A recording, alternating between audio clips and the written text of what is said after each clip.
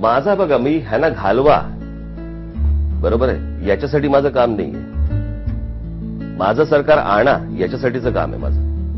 मी एखादी आपण जी म्हणतो ना की एखादी लाईन असते ती खोडण्यात वेळ नाही घालवायचा. मला असं वाटतं आपली लाईन जास्ती मोठी होईल किंवा ती पॅरल एक वाढेल या दृष्टिकोनातनं प्रयत्न करावा. सो मी काय सांगू शकतोय किंवा मी काय देऊ शकतोय तो माझा प्रयत्न आताही होता, याच्या पुढच्याही वेळेला माझा तोच प्रयत्न राहील. आणि त्याच्यातनं तुम्ही इतर लोक कसे चुकीचे आहेत.